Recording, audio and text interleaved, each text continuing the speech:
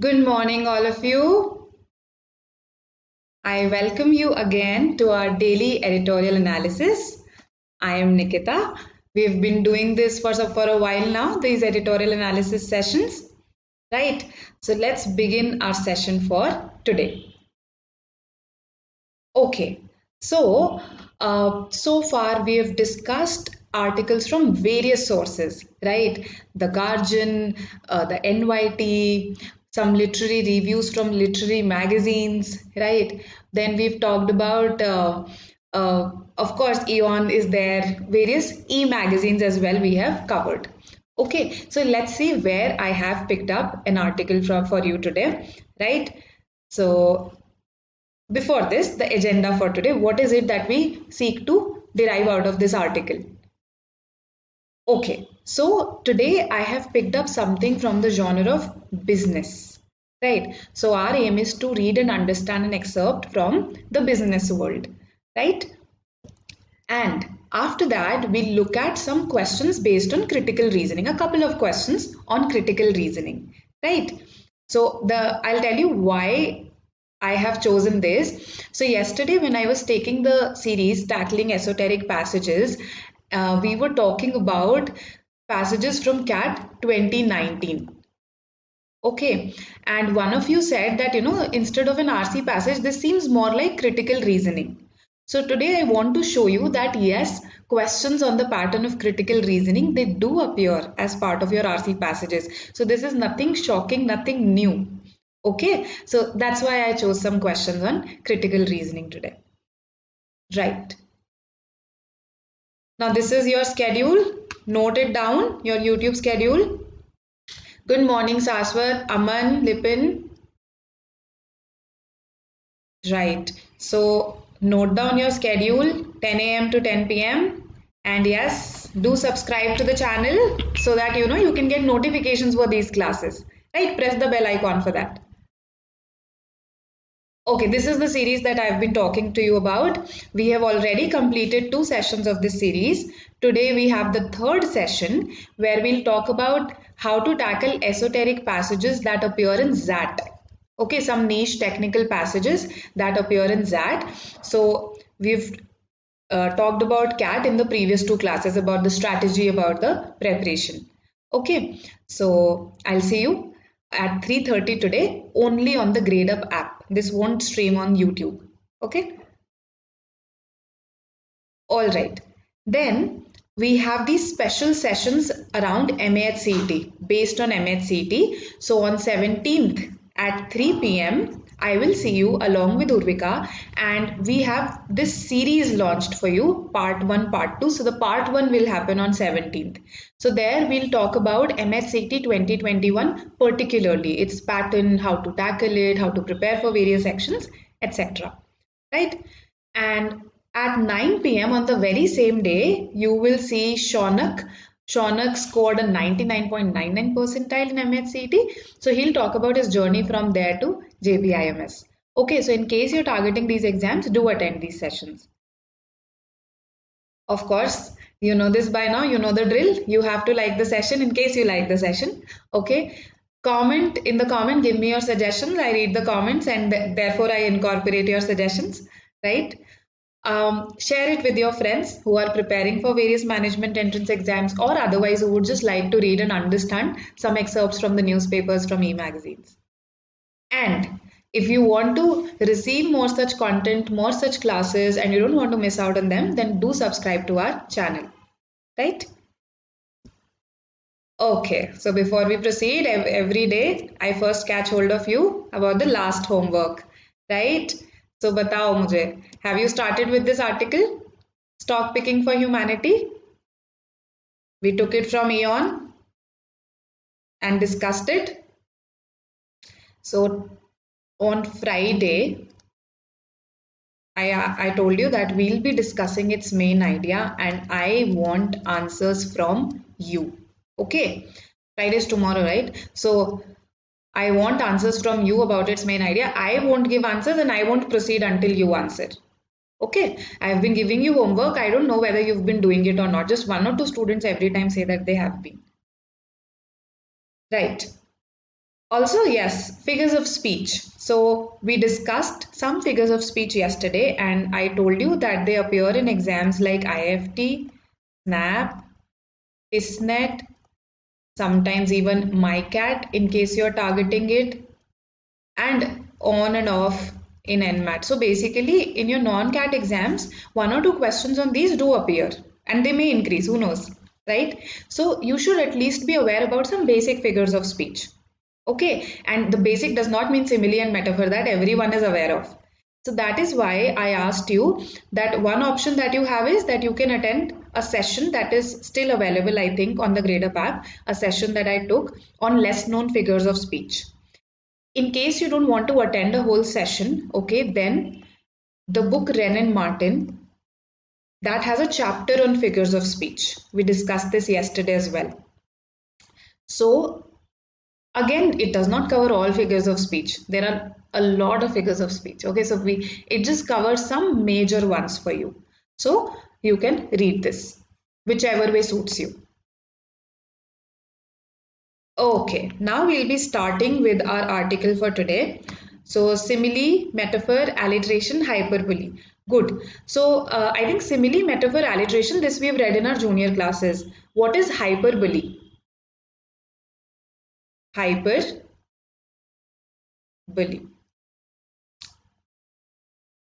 If I say, I have told you a million times, why don't you do your homework? Why don't you start taking mocks? Can I tell you something a million times? I have told you a million times. It's not humanly possible for me to tell you something a million times. So what I'm doing is I am simply exaggerating. This exaggeration, a fancy name for this exaggeration is hyperbole. Okay, so this is a figure of speech in English language. Right. Now let's begin with our article. Okay, you guess the source at the end of it, right? And this is of course from the genre business. Right, let's begin. Plenty of venerated CEOs, from Oracle's Larry Ellison to Tesla's Elon Musk to the late Steve Jobs at Apple, have been described as narcissists. Okay, so venerated, somebody who is held in respect, okay, respected. Narcissists. So you remember we had this vocabulary session where we talked about words based on Greek mythology. This is another word that has its origin in the Greek mythology. So what does a narcissist mean? A narcissist is a person who is very obsessed about themselves, a very self-obsessed person, admires himself or herself a lot. That person is a narcissist, right? It comes from the story of Narcissus. So Narcissus was a hunter who was known for his beauty. He was very beautiful. Okay, and if I abridge the story for you, if I shorten it, then one day he saw his own reflection in the spring, in a spring, okay, in a wellspring, and he fell in love with himself. So he hadn't seen his reflection since childhood. Okay, in Greek mythology, it was considered to be a taboo. There was the superstition that you shouldn't see your own reflection in the mirror. So he hadn't seen his reflection, and one day when he saw it in a wellspring, he was fascinated by it. He fell in love with it. And of course, you can't marry yourself, right? That can't happen. So he wanted that person whom he saw in the wellspring, but he couldn't get him, right? So that is why he pined away, or basically died. He gradually died. And it is said that the spot where he died, a flower came up at that place. That is why daffodils, the flowers daffodils, they are also called narcissus, the flower narcissus. Okay, so this is the story behind narcissist. I hope you remember the story now. Somebody falling in love with their own image, right? So plenty of respected CEOs have been described as narcissists. Okay, we have given examples of Musk and Jobs here. Success for such leaders is often attributed to their bold vision, extreme self-confidence, and determination to win at all costs. So these are their traits. Less palatable qualities. Palatable. Yes. Palate. Our palate, basically, it's the upper part of our mouth which actually houses our taste buds. It has our taste buds. So palatable is something that your taste buds like, something that they appreciate, something tasty. But palatable is also used metaphorically to mean acceptable. Right? So less acceptable qualities of the narcissistic personality type, including entitlement, hostility when challenged, and a willingness to manipulate, are seen as a part of the package. So, fine, they have these qualities that actually lead them to become successful, but they also have these less acceptable qualities. Narcissists, they feel very entitled, that they have a right to certain privileges. Okay, very entitled. So they may not have done anything to earn it, but they feel that they have right to these privileges. So entitlement, they become hostile when you challenge them, okay, and they are ready to manipulate. So they are seen as part of the package. Okay, fine. With the good things will come the bad things, right?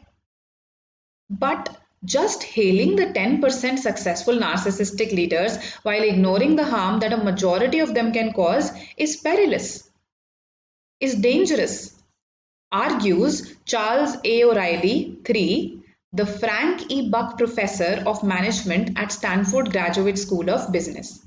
So this is what a professor is saying, that you can't just look at the top 10% successful narcissistic leaders and ignore the harm that majority of them are doing, right?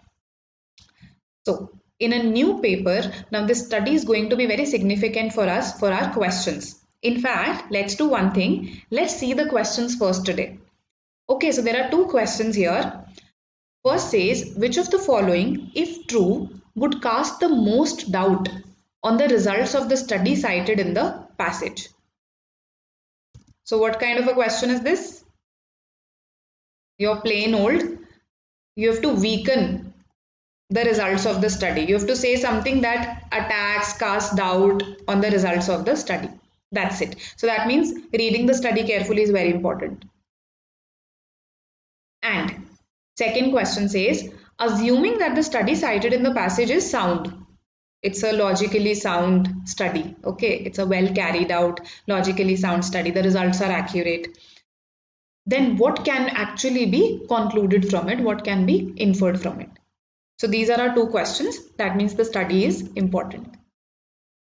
Right, now let's go back.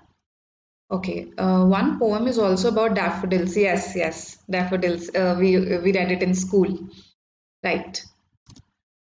Okay. Now coming to the paper. In a new paper called When Me Trumps We, when me wins over we. This Trump does not have anything to do with Donald Trump. It simply means when me wins over we. You place me before we. So this is the name of the paper.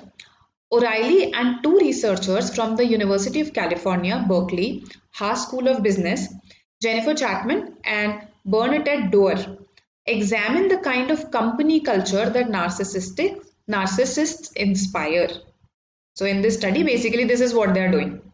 They are examining the kind of company culture that they create, these narcissists. Through a series of field tests and surveys. So what is it that they did in this study? They conducted field tests.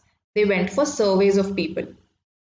They show that narcissistic managers tend to prefer and create organizational cultures with less collaboration and lower integrity. So they tend to prefer and create organizational cultures with less collaboration and lower integrity, and that their subordinates are more likely to act accordingly. When you see your senior is doing that, you are also likely to emulate that behavior, copy that behavior. So their subordinates are also more likely to act accordingly. So this is what this study has found out.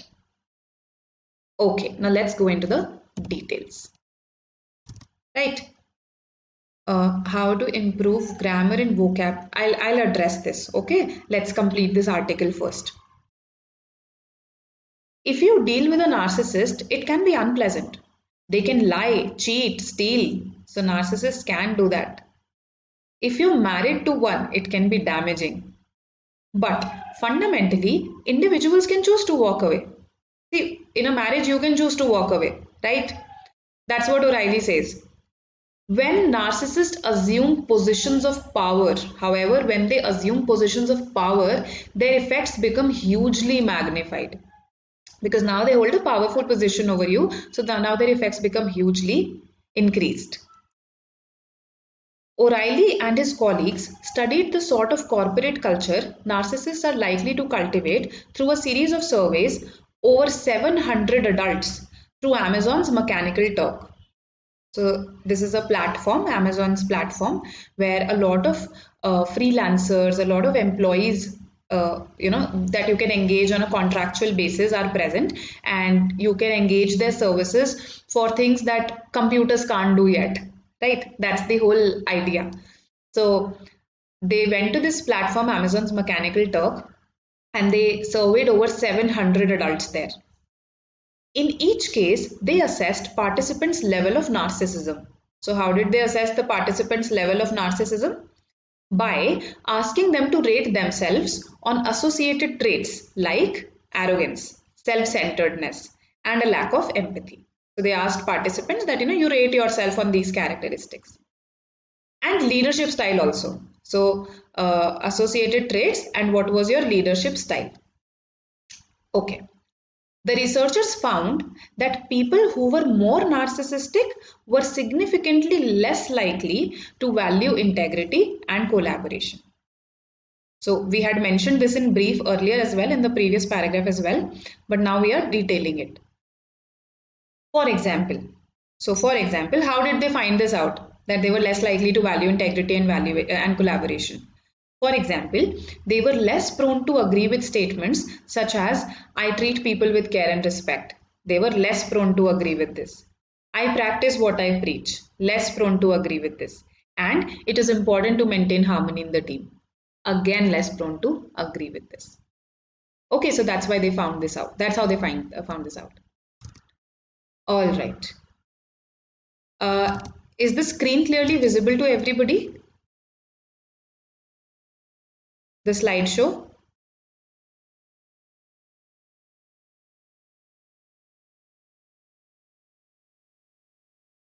Okay. So Saswat is asking that, see, this is mentioned here that, but fundamentally, individuals can choose to walk away.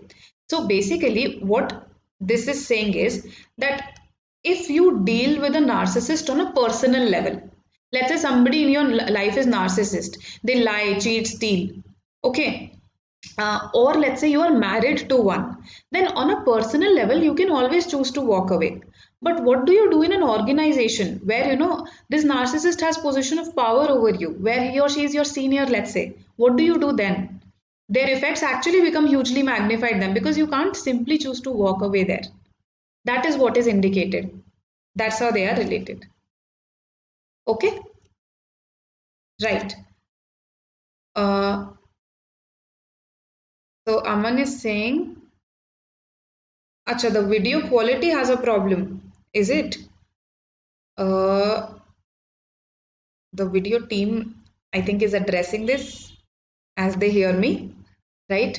To Ruby, Aman, this is clear.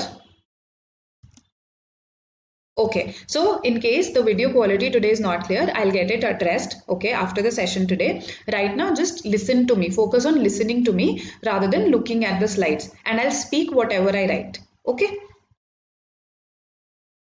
All right, so this is what the details of the study have been given in these two paragraphs. The study authors also found, now they found something else also. The study authors also found that more narcissistic people were likelier to support policies and behaviors that reduced collaboration and integrity.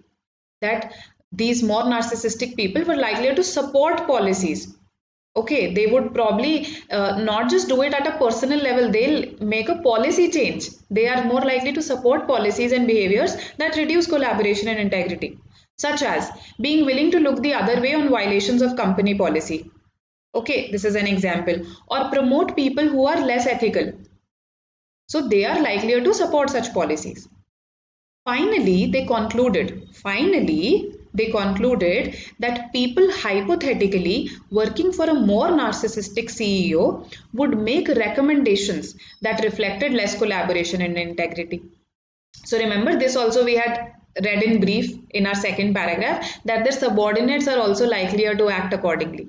So that is what they are saying, that people hypothetically working for a more narcissistic CEO would make recommendations that reflected less collaboration and integrity, such as being less likely to suggest policies or promotion of candidates who embodied these qualities. Candidates who embodied qualities of collaboration and integrity, उनका promotion कम suggest होगा, right? So this is another result. This one focused on the behavior of subordinates. Based on these findings, O'Reilly urges boards to distinguish carefully between true visionaries and harmful personality types when hiring executives. So the recommendation based on the results is that please be very careful when you are hiring executives, when you are hiring senior level managers. You need to know whether they are true visionaries or whether they are simply harmful personality types. Okay, because the prototypic means the typical example of something. Because the typical visionary leader profile is so similar to that of a narcissist, if boards aren't careful, they are going to end up choosing people who are narcissistic as CEOs. So there's a lot of overlap in the personality types of narcissists and visionaries. Okay, that is why this mistake happens. That is why narcissists get hired in the first place. Okay, so that's why we need to be careful. That does not mean that boards need to start administering personality tests. No, they don't need to do that, that they start taking personality tests altogether as part of the hiring process. A more direct way is not to hire anyone unless you have lots of data from previous subordinates about how they were treated. So that's a better, more direct way suggested. If the person stole people's ideas, abused people, or was impulsive, those are all earmarks of narcissist. So if you find this, these are red signals. Okay. So integrity and unity. Okay. So unity is the quality of staying united, being with people. Okay. Being united as a group, that's unity. Integrity is, abiding by the principles that you have in life, having some moral principles and abiding by them, that is integrity. Okay, right. So this was a short excerpt from a passage from an article. Now any idea, any guesses where this has been taken from?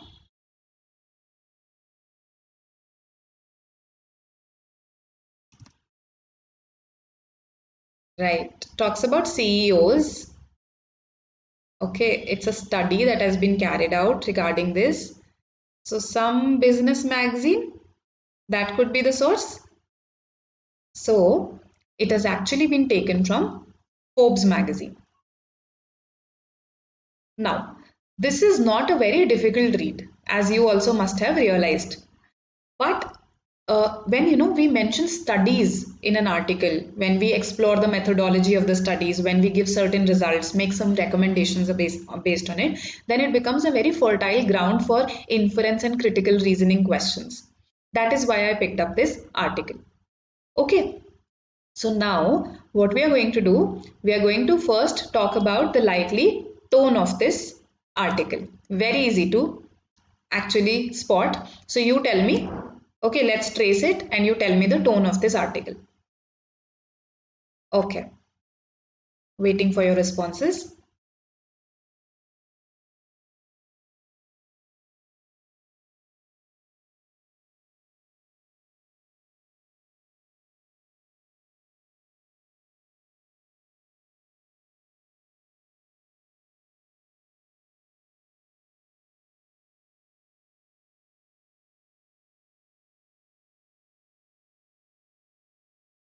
Hmm. Descriptive, critical, analytical. Okay, these are the answers that I have got. Right, so let me write these down as options. Descriptive, critical, analytical. Let me put one more, objective or factual. Right, objective means factual. So which one out of these can you very easily reject? There's one that can be very easily rejected. Critical here can be very easily rejected. See, when you read, even if you read this article superficially, no, you will realize that the author is not offering any opinions.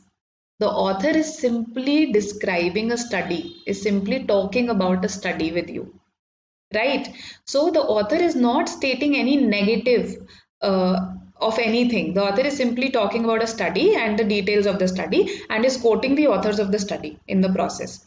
So when we talk about tone, it has to be the tone of the author of the article, not the author of, let's say, a book that is mentioned therein or a study that is mentioned therein.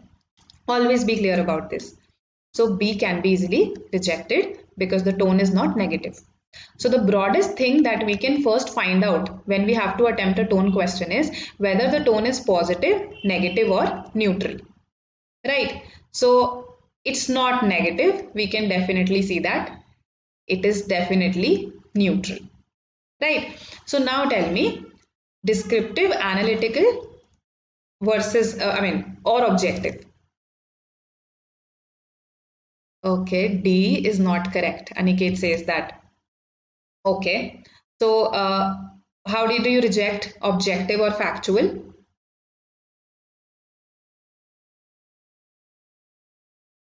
Hmm.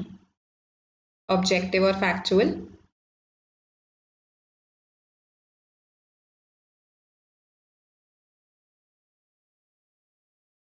Yes. Okay, some of you say objective or factual. All right. Let's see. So, analytical. See, again, this is not analytical because who is analyzing? It is the authors of the study who are analyzing. So if I had instead of, let's say, an article citing the study, I had given you the study itself here. If I had directly given you the study instead of an article citing that study, that would be analytical. This is not analytical. Okay, because again article को author तो कुछ analyze नहीं कर रहा ना. Article's author is simply talking about a study, what all it entailed. So again C is rejected. Okay, and between A and D, descriptive and objective or factual, what would you mark? Yes, the answer will be descriptive. Okay, now what's the difference between descriptive and objective? See, objective also gives you facts, descriptive also gives details about something, right? The difference is that objective tends to be very concise, precise, short, crisp. Okay, whereas descriptive describes, it gives details about something. So here we have given details about this study. Who conducted this study? What was this study about? What was the methodology? What were the results? What were the recommendations based on those results? So it's a descriptive passage. Okay, so don't get confused just because the author has cited some sort of an analysis, quoted analysis, that does not necessarily mean that the author herself is analyzing. The author may simply be describing it for you. Okay, keep this in mind. All right. Okay, Gautam, I agree with you. A lot of facts have been stated, but if, let's say, these two options are given to me, A and D, then details are what emerge. Okay, as in we have a lot of details here about the study, hence descriptive. Okay, all right. Coming to our question. Okay, now that you've seen the results of the study, you have to cast a doubt on them. In case you want me to go back at any point, right? In fact, I will go back at various points. You can tell me. Right now, read these options and see if you can eliminate some. Yes. So read this question. Tell me what you think is the answer right now. Then we'll go back and confirm. Okay.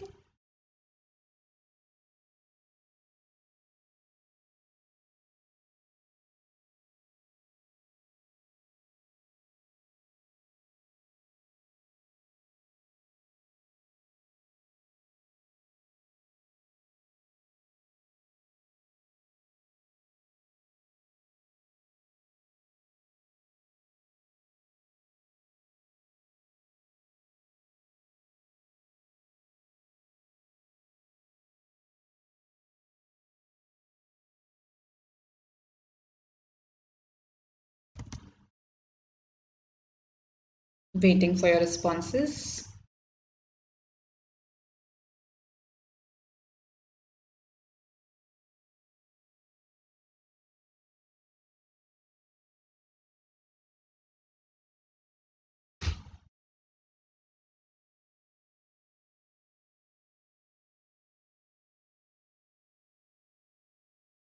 Okay, either 4 or 1, 4, 2, all right.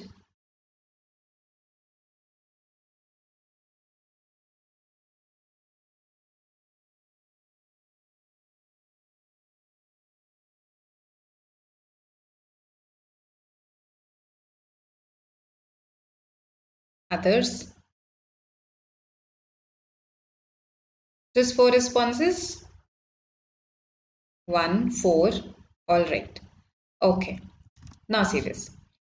So basically 3 is something that you've rejected, right? C says, there are many factors that affect decisions such as promoting less ethical people or decisions such as looking the other way on company violations. So when we have to weaken the results of a study, when we have to weaken anything, we should not say something that has already been acknowledged by the author or that is something that the author hasn't even said. So this is trying to say, there are many factors. This is not the only factor. So the author has never said that this is the only factor, that narcissism is the only factor affecting the decisions. The author has simply said that narcissism is a factor, hasn't said that it is the only factor. So this is not even attacking what the author has said, right? So good that nobody has marked this.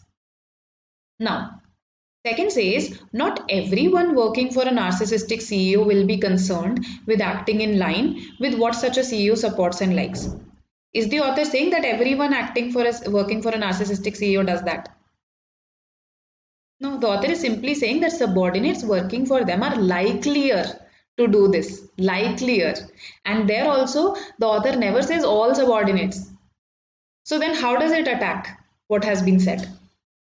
It doesn't. So you have to be very careful with the words that have been used in the options, particularly in critical reasoning questions, because such words, they try to trap you, right? There are many factors. Not everyone working for a CEO will do that, right? Now between 1 and 4, you tell me which one is better. Okay, so I've got Kisanu says 4, Bhumika says 4, others, it is actually 4. Very good. Those who have said 4. Okay, now let's see how we can reject 1. There are instances of CEOs who are not narcissistic and yet don't value integrity and collaboration. Again, has the author said that only narcissistic CEOs don't value integrity and collaboration?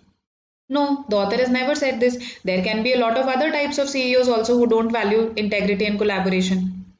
So, eliminate it. Okay.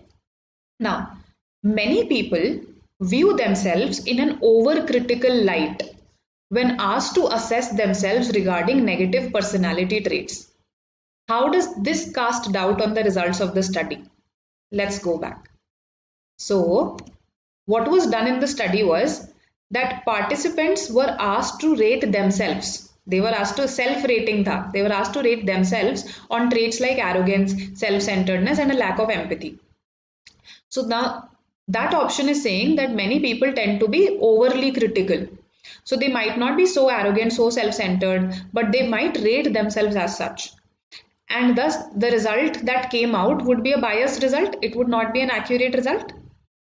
Okay, so that is what will cast a doubt on the results of the study, because the result would not be accurate as these people have been overly critical. They might label themselves as narcissistic, but they might not really be narcissistic. Okay. Okay. One is emphasizing on the negation part of narcissists, which is not given. Okay, let's go back. Who are not, yes, we have not been given anything about those CEOs who are not narcissistic. Very good.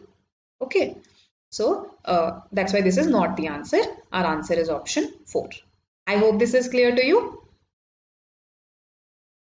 Okay, coming to the next question. Assuming that now see, in the first one we cast a doubt on the results of the study. Now I'm saying assume that the results of the study are sound.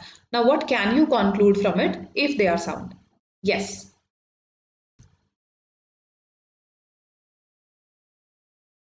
Acha, 3 again. Just a second, Aniket. So Aniket is asking, can you explain 3 again? Yes. So there are many factors that affect decisions such as these. Those decisions that were mentioned as examples, promoting less ethical people, looking other way on company violations. So this option is trying to say that there is not just one factor, let's say narcissism, there are a lot of other factors also that affect such decisions. Right, fine, agreed. But does that negate narcissism affecting these decisions? Does that show that narcissism doesn't affect them? No, right? So, a lot of factors along with narcissism may be affecting these decisions, but as long as narcissism is doing it, is affecting it, the author's study results remain intact. Right? Okay. Now, sorry, I changed the slide in between. Continue with the second question.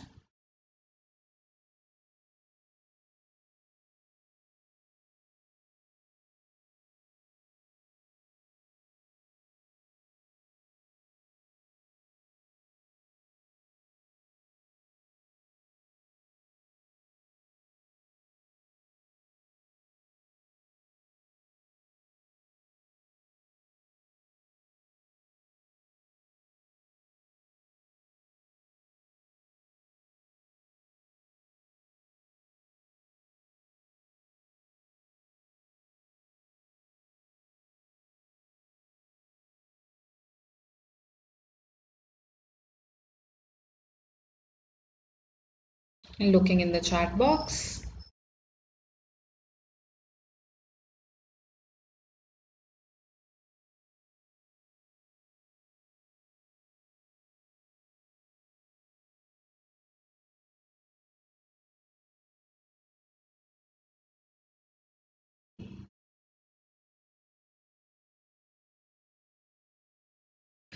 Okay, 4, 1. This is what I've got so far. Okay.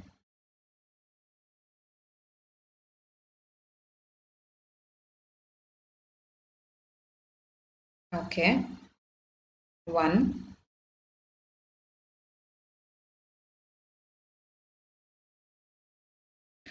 Others? I've got 5 responses. What about others?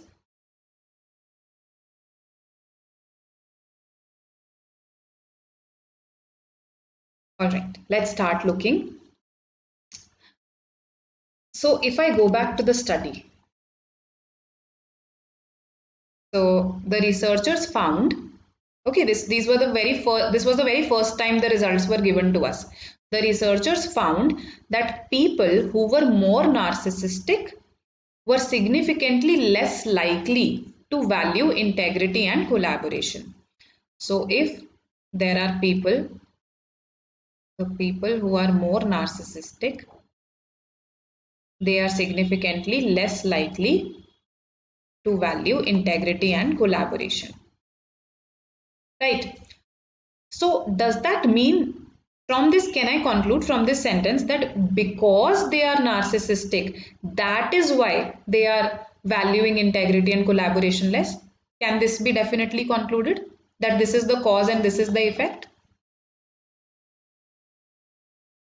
If I say people from, let's say, Delhi are less likely to eat ice cream in winter. Okay, people from Delhi are less likely to eat ice cream in winter. Does that mean that because they are from Delhi, the place has to definitely do something with it? That is why this place is making them do this. Can I make this cause effect connection? I cannot. Okay, this is a very popular fallacy in statistics. It's called correlation causation fallacy. If two things are related to each other, okay, somebody from Delhi is less likely to do this. That simply means that there is a relationship between these two things. There is a correlation. That does not mean that this is the cause and this is the effect, that there is a causation operating. Okay, what if I tell you, no, this is not the cause. Maybe somebody might interpret it the other way. That because they are less likely to eat ice cream in winter, that is why, they must be residing in Delhi. You get it? So when you know something, let's say if I say that from the time, let's relate to very unrelated things. Here it's creating confusion because they appear to be, there appears to be a cause-effect relationship. इसलिए हमें confusion हो रहा है. Okay, so let's say people who cut nails regularly are likely to be uh, underweight, let's say. Very unrelated things. Can you say that this is the cause and this is the effect? There is just a correlation. That's it. Okay, so this study has also pointed to a correlation, the relationship between two things, a movement together between two things. There is no causation that has been indicated. Okay, so yes, you should not assume something to be the cause until it is given. Correct, Rajesh.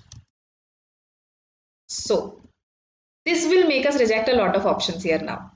Narcissism makes people, that means I'm saying narcissism is the cause behind this effect. Okay, no, I can't be sure of this. Because of working for, again, because of working for a narcissistic CEO, people in charge of promotions prefer employees who do not value integrity and collaboration. Again, what did the study say? That those working for a narcissistic CEO are likelier to do this, are likelier to do this. But again, causation, can I assume on my own that because they are working for them, that is why they are doing this? No, again, it's a correlation that is given, not a causation. Okay, there might be some other factors apart from maybe working for a narcissistic CEO happens to be just incidental. There might be some other factors that are prompting them to do this. Okay, eliminated. Now, between 3 and 4, more narcissistic CEOs look the other way on violations of company policy and promote unethical people. Why should I reject it?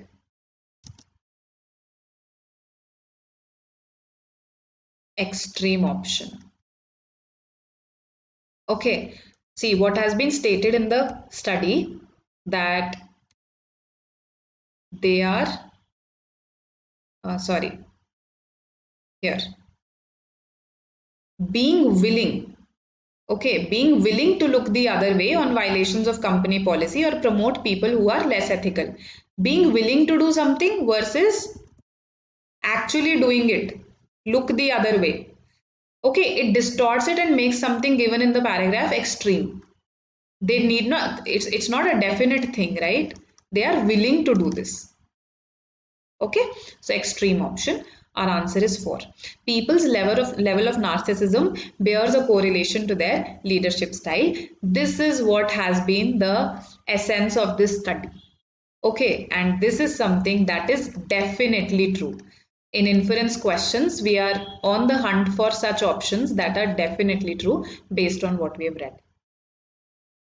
Okay, so these were two critical reasoning questions. Inference is something that is a part of your RC passages also, and it's a part of critical reasoning also, right? Okay, so I'm hoping these two questions are clear to you now. Now, if you like the session, please like, comment, share, subscribe. Something I've stated in the beginning, abhi jaake kar do, right? And let's talk about today's homework. So, I hope you have started with it and you are doing it. Okay, again, reiterating it. Second, because we have talked about narcissism today, there is a term in commerce, business world called hubris effect. Okay, in fact, just hubris would also do. So hubris is a your usual, it's a usual term. It's not very specific to business and economics. It means when you have a lot of self pride, excessive self pride. Pride is not bad, but excessive of it is bad. When you become very overconfident of your own abilities. Now, this is something that has been observed in top management. Okay, in CEOs, CFOs, basically CXOs, okay, top managers, this has been observed, this hubris, particularly in those companies that are styled around the charisma of one particular person. Okay, just extending this as an example, like Jeff Bezos of Amazon. He is such a central figure in what Amazon does, right? So, this hubris is seen to be prevalent in the corporate world in some companies, and it has been held responsible for the downfall of many companies. Okay, this hubris, this narcissism of the CXOs. So one such company is Enron. Okay, and the kind of scandal, the Enron scandal is very, very popular. Okay, the kind of scandal that they managed to pull off, it's the size is huge. Okay, so I want you to find out a bit about it. There's a documentary called Enron, the Smartest Guys in the Room. It's based on a book of the same name. Okay, so these people felt that they were the smartest guys in the room, and to a large extent, they fooled the people of some states in the US like anything. Right, so watch this documentary. It's an interesting watch. Okay, or you can read the book if you have the time, so that you become clear about this concept of hubris, this narcissism that is so prevalent in the corporate world. Right? For underconfidence, okay, Musk, yes, Musk's example was given earlier, right? Acha, so just a second. Welcome, Kumar. Thank you, Aniket. Acha, centered around one man, correct? Underconfidence, some term for underconfidence. Um, so there's a figure of speech that is used for people who always downplay everything. People who are very modest about their own abilities. People who always downplay. So, for instance, if let's say a brilliant actor, imagine any actor you find very brilliant, okay, amazing. He says, I managed to act. I managed to act. So, this is an example of understatement. It is the opposite of hyperbole. So, this person, one thing is that he or she could be suffering from underconfidence. The other is that he or she is just being modest, right? Doesn't want to boast. So, yeah. All right. So, this is your homework for today. And I hope you've watched some of those movies that I suggested to you earlier, right? Now, about our batches. So, a CAT 2022 batch has been launched. I hope you know that. And an MHCET batch has already been going on in case you wish to join. Okay, this is a 50% sale that is still going on. If you want to enroll, use the code SKILL50, okay, and you'll get a flat 50% off on the super subscription. These are our courses for July. So there's a CAT 21 course also, a percentile booster course that is already going on, right? And a non-CAT course as well, in case you're targeting non-CAT exams. The super subscription covers everything. It's pretty comprehensive. It has CAT courses, other MBA courses. Okay, so you get access to a lot of material here. These are our experts. You know about them. Attend their classes. There are free sessions available on the Gradeup app as well as on YouTube. So I will see you today at 3:30 p.m. on the Gradeup app. We'll discuss Zat, esoteric passages from Zat. This is the plan. Okay, you get access to loads and loads of materials, doubt solving, etc., etc. You do get free internet with the super subscription. And yes, this I have already announced. There's a free DILR mini mock that's going to happen this weekend. Do participate, do take it, do analyze it for yourself and attend the analysis. Right? Any queries that you have? Okay. Thank you, Kisanu. Avinash, yes, I'll come to your question. Let me just scroll up. The documentary's name is Enron, the smartest guys in the room. Enron, the smartest guys in the room. Big Shot, yes. So these will appear, these movies will have certain terms that will appear a bit complicated. So your job is that if you retain some of those terms, you can note them down if you're up to it, and then Google those terms. Okay, it is complicated because the financial world has become very complicated, right? So that's going to be there.